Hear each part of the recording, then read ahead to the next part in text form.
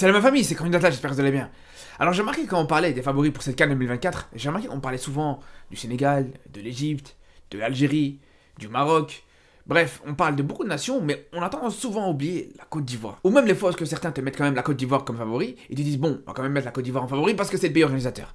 Et justement, c'est ça la question, c'est est-ce que justement la Côte d'Ivoire est vraiment un favori pour cette CAN? Au-delà du fait que c'est le pays organisateur, est-ce qu'on peut vraiment considérer justement que la Côte d'Ivoire est autant favori et autant à prendre au sérieux que le Sénégal, que l'Égypte, que l'Algérie ou toutes ces nations qui ont joué des finales récemment? Et pour le coup, avant même de me prononcer sur les chances de la Côte d'Ivoire d'aller au bout de la compétition, il faut déjà se poser la question si le statut de pays organisateur, c'est quelque chose qui est favorable ou pas. Parce que quand on regarde justement sur les dernières CAN, on parle beaucoup justement de la malédiction du champion en titre. Parce qu'on sait tous aujourd'hui que ça fait presque 20 ans qu'une équipe qui gagne la CAN, elle n'arrive pas à récidiver l'année d'après. La dernière fois qu'une équipe a réussi à le faire, c'était l'Égypte. C'est pour ça qu'on parle même de la malédiction du champion en titre. Mais il faut dire que c'est exactement la même chose pour le pays organisateur. Ça fait autant de temps qu'une équipe qui organise la compétition n'a pas réussi à la gagner. Parce que justement, la dernière équipe qui a réussi à gagner une CAN chez elle, c'est justement l'Égypte.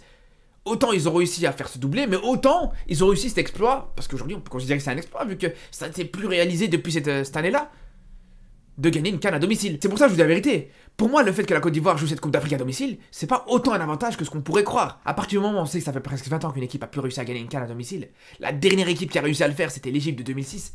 Peut-être une des équipes qui est considérée comme la meilleure équipe de l'histoire du football africain. On se rend compte qu'aujourd'hui, organiser une CAN, ça veut plus rien dire du tout. Pour moi, le fait d'organiser une CAN aujourd'hui, c'est pas ce qui va faire que tu vas la gagner ou pas. Ça peut faire que tu vas bien la débuter. Tu seras dans un groupe supposé abordable, même si quand même, le groupe de la Côte d'Ivoire cette année, on se rend compte qu'il est pas si facile que ça. On se rend compte quand même, ils sont avec le Nigeria dans le groupe, et on sait que cette équipe du Nigeria, c'est pas du tout un cadeau. Donc même par rapport à ça, on sait que le fait d'être le pays organisateur, c'est pas ce qui va faire que tu auras le groupe le plus abordable. Il y a des équipes comme le Maroc ou l'Algérie par exemple, qui ont des groupes plus abordables que la Côte d'Ivoire. Mais bon, malgré ça, bien sûr que le fait d'être dans le pays organisateur, tu auras des avantages, dans le sens où tu seras dans les meilleurs terrains, tu seras dans les meilleures conditions, etc. Mais je vous dis, c'est un avantage pour bien débuter la compétition. Mais même malgré ça, on se rend compte que c'est plus autant le cas qu'avant. Parce qu'il faut voir juste l'Égypte en 2019, qui se font sortir en huitième de finale contre l'Afrique du Sud. Et c'est pour ça que je me fais cette constatation. Autant c'est vrai qu'à une certaine époque, le fait d'être le pays organisateur, c'était vraiment un avantage considérable. Mais aujourd'hui, c'est plus autant le cas. C'est un petit avantage, c'est un petit plus par rapport aux autres adversaires. Mais c'est plus vraiment un facteur qui peut clairement faire la différence. Parce que déjà à l'époque, on se rend compte qu'il y avait l'arbitrage maison. Ça existe encore un petit peu, il y a peut-être le pays organisateur qui peut être favorisé. Et on a vu justement l'exemple du Cameroun à la dernière CAN, où ça fermait un petit peu plus les yeux sur les cas Covid pour la sélection camerounaise. On va pas se mentir, on sait très bien que c'était le cas. T'auras aussi par exemple un petit avantage au niveau de l'arbitrage qui va un peu plus te favoriser que l'adversaire. Si c'est une faute ou c'est un peu partagé, une faute qui est sifflable, qui est pas non plus flagrante, comme un penalty par exemple, il pourrait te le donner à ce moment-là. Mais bien sûr que ça n'a rien à voir à une certaine époque. À une certaine époque, le fait d'être à domicile, tu savais bien que tu jouais à 12 contre 11. Mais aujourd'hui, malgré tout, même s'il y a encore beaucoup de travail à faire au niveau de l'arbitrage en Afrique, il faut quand même être honnête, aujourd'hui t'as la VAR qui est là, les arbitres ils sont très surveillés et tout ça, donc je pense malgré tout que c'est clairement incomparable avec ce qu'on avait à l'époque, faut être honnête là-dessus. C'est pour ça que je vous dis qu'aujourd'hui, même si t'es le pays organisateur, je pense que tu peux avoir un petit plus, contrairement aux autres, t'as clairement un avantage par rapport aux autres, mais si t'as pas les qualités, si t'as pas un effectif vraiment qui peut répondre à l'adversité, tu gagneras rien du tout. Et surtout dans une CAN comme celle de 2024. Parce que ok, tu vas passer les poules, d'accord. Ok, tu vas passer les huitièmes de finale, tu vas passer les quarts de finale, mais au bout d'un moment, quand il te restera que les 4 meilleures équipes du continent, si t'es pas vraiment meilleur qu'elles, t'as beau jouer à domicile, ça va absolument rien changer. C'est pour ça qu'aujourd'hui, même si on peut considérer cette équipe de Côte d'Ivoire comme un des favoris, mais c'est pas juste parce que c'est le pays organisateur, c'est parce que c'est une équipe qui a de la qualité. C'est parce que c'est une équipe qui peut regarder dans les yeux n'importe quelle équipe africaine. Ils ont un effectif qui ont clairement pas de quoi rougir, malgré l'absence de Zaha. Justement, je disais que, pour moi, la Côte d'Ivoire pouvait se permettre de se priver de Zaha pour cette compétition-là parce qu'ils ont un effectif de qualité.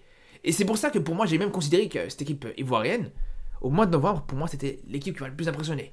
Pour moi, c'est peut-être la meilleure équipe africaine de ce mois de novembre. Il faut quand même dire que sur ce rassemblement, ils te mettent 11 buts en 2 matchs, ils t'encaissent aucun but. Sur un des 2 matchs, en plus, ils jouent contre la Gambie, qui est une équipe qui est pas du tout facile à jouer, il faut se le rappeler. Il faut aussi revenir à il y a 2 mois d'ici, dans le match contre le Maroc. Alors, je vous dis la vérité, autant c'est vrai qu'il manquait beaucoup de joueurs, autant d'un côté comme de l'autre.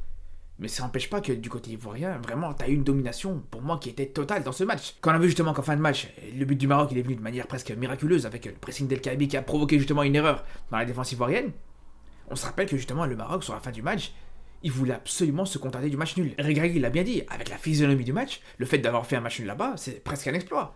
Et c'est la vérité, c'est ce qu'on a vu pendant ce match. On s'en sort très bien, non seulement avec un match nul, mais surtout avec seulement un but encaissé. Et je vous dis la vérité, pour moi, on n'avait absolument aucune excuse dans ce match-là. Parce que c'est vrai qu'il manquait un Rabat, il manquait Ziyech du côté marocain, mais du côté ivoirien, il manquait aussi beaucoup de joueurs. Il y a des joueurs comme Adingra qui n'ont pas été titulaires, un joueur comme Karim Konaté aussi qui n'a pas joué, alors que justement, on a bien vu que c'était peut-être les éléments forts de la Côte d'Ivoire sur le rassemblement suivant au mois de novembre. Pareil en défense, il manquait Wilfried Boli et Serge Aurier qui font partie des meilleurs éléments de cette défense ivoirienne. Donc vraiment, je pense qu'il n'y a aucune excuse, ça montre vraiment la qualité de cette équipe ivoirienne. Au bout d'un moment, quand tu arrives à tenir tête et même vraiment mettre en difficulté une équipe du Maroc, qui est, voilà, on va pas se cacher, une équipe qui fait partie des favoris aussi, une équipe avec, pour moi, le Maroc, objectivement, c'est l'une des équipes qui a l'un des meilleurs effectifs d'Afrique, mais malgré ça, ils sont fait surclasser par cette équipe de Côte d'Ivoire, donc ça montre très bien que les Ivoiriens, ils peuvent vraiment tenir tête à n'importe quelle équipe sur ce continent. Surtout quand on voit qu'entre ce match contre le Maroc et les prochains matchs, justement, au mois de novembre, pour moi, même cette équipe de Côte d'Ivoire a évolué. Il y a des joueurs qui se sont encore plus révélés, des joueurs qui ont confirmé, comme je vous disais, avec Karim Konaté, avec Adingra en attaque, avec Haller qui prend confiance de plus en plus, et surtout avec ce milieu de terrain, avec Seko Fofana, avec Sangaré, avec Kessé, qui est pour moi, voilà, ce milieu de terrain ivoirien, l'un des meilleurs milieux de terrain d'Afrique. Et je vous le dis sans problème, même si c'est actuellement 2 de ces 3 milieux de terrain qui jouent actuellement en Arabie Saoudite, mais ça n'empêche pas, je vous dis la vérité, que pour moi, ce milieu de terrain est très complet, très complémentaire, ils se complètent autant l'un que l'autre, ils ont des qualités qui sont totalement différentes, et on le voit très bien dans les matchs en sélection. Donc c'est pour ça que je vous dis, avec un effectif pareil, pour moi, vraiment, la Côte d'Ivoire est favori, mais pas juste avec son statut de pays organisateur. Après, comme je vous disais, autant pour moi, le fait d'être le pays organisateur, c'est pas forcément ce qui va te permettre de gagner la compétition, mais ça peut t'aider justement à bien débuter la compétition et à faire un parcours plus ou moins intéressant. Parce que déjà, il faut savoir que si la Côte d'Ivoire arrive à finir premier de son groupe, pour moi, ils peuvent arriver sans problème, sans aucun souci, en demi-finale. Je vais vous dire pourquoi. Parce que si la Côte d'Ivoire finit premier de son groupe, donc en A1, donc il serait ici, ils affronteraient déjà un troisième de groupe. C'est pas une chose à négliger. Affronter un troisième, c'est pas affronter un deuxième, encore moins un premier. D'ailleurs, il y a très peu d'autres équipes africaines qui peuvent se vanter d'avoir la même chance. Sur les 16 équipes qui peuvent se qualifier en huitième de finale, il y en a seulement 3 qui peuvent affronter un troisième. Donc il y a la Côte d'Ivoire, l'équipe qui finira premier du groupe D, et l'équipe qui finira premier du groupe C. C'est pour ça que je pense que les Ivoiriens, ils auront aucun problème à aller jusqu'en quart de finale. Mais c'est même pas tout, c'est même pas ça le pire. Parce que non seulement ils ont, on va dire, un parcours tracé pour arriver jusqu'en quart de finale s'ils finissent premier, parce qu'ils affronteront un troisième de groupe, et surtout même en quart de finale, ils auront une chance énorme, c'est que quoi qu'il arrive à ce moment-là, ils affronteront un deuxième de groupe, parce que l'équipe qu'ils affronteront, l'équipe qui se retrouvera en quart de finale contre la Côte d'Ivoire à ce moment-là, c'est soit l'équipe qui aura fini deuxième du groupe B, soit l'équipe qui aura fini deuxième du groupe F, qui s'affronteront entre eux, et qui tombera contre la Côte d'Ivoire à ce moment-là. Ça veut dire qu'avant les demi-finales, à aucun moment, la Côte d'Ivoire aura rencontré une équipe qui aura fini premier de son groupe. Et ça, c'est une chance énorme, parce qu'il n'y a qu'une seule autre équipe qui aura cette possibilité-là. Sur les 16 qualifiés, encore une fois, il y a seulement la première équipe du groupe D qui aura cette même chance, entre guillemets, d'affronter un troisième en huitième de finale et d'affronter un deuxième en quart de finale. Toutes les autres équipes, soit elles affronteront un premier en huitième de finale, soit en quart. C'est d'office le cas. Donc c'est vraiment là où on peut trouver des avantages par rapport au pays organisateur. Mais après, encore une fois, voilà, si le pays organisateur est mauvais, si le pays organisateur n'a pas de qualité pour justement faire face à l'adversité, bien sûr qu'il pourrait tout à fait sortir en huitième, voire en quart de finale, voire même en demi-finale, comme c'est arrivé plusieurs fois. Parce que tu affrontes un troisième ou que tu affrontes un deuxième, peu importe, à partir du moment où tu n'es pas une équipe solide, tu n'es pas une équipe qui peut rivaliser avec les plus grosses adversités en Afrique, bien sûr que tu n'auras pas la possibilité d'aller jusqu'au bout. Mais bon, voilà, je vous dis, malgré tout, il y a des avantages sur les petits détails comme ça, tout comme sur le fait que justement, la Côte d'Ivoire, si elle finit premier encore une fois de son groupe, la Côte d'Ivoire a la possibilité de se déplacer qu'une seule fois, de jouer quasiment tous ses matchs dans le même stade à Abidjan. Parce que s'ils vont pour de la compétition, sur les 7 matchs qu'ils auront à jouer dans toute la CAN, ils n'auront qu'un seul match à jouer en dehors d'Abidjan, dans un stade différent, ça sera les quarts de finale, et qui joueront à Bouaké. Mais sinon, pour tout le reste, ils joueront dans le même stade, donc le stade Alassane Ouattara d'Abidjan. Donc voilà, tout ça pour dire que bien sûr qu'il peut y avoir des avantages en tant que pays organisateur, je dis pas le contraire du tout, c'est pas du tout ce que je veux dire dans cette vidéo, mais ce que je veux dire, c'est que tout simplement, c'est pas une finalité en soi. Parce que, ok, tu vas jouer quasiment tous tes matchs dans le même stade, ok, tu auras des adversaires un peu plus abordables, entre guillemets, même si, malgré tout, il y a quand même de la grosse adversité dans cette compétition. Mais d'un autre côté, t'as aussi certains inconvénients qui peuvent souvent peser très lourd. T'as le fait que t'as une grosse pression sur tes épaules. T'as le fait que t'as des adversaires qui vont se méfier de toi en tant que pays organisateur, qui sauront justement, qui devront 2 fois plus travailler, qui devront d'office prendre au sérieux ces matchs-là. Donc c'est pour ça que je vous dis, voilà, au final ça s'équilibre un petit peu, parce que même si ça reste un avantage de jouer à domicile, bien sûr, mais c'est pas non plus un avantage considérable. Et je pense que, voilà, les dernières CAN le montrent très bien.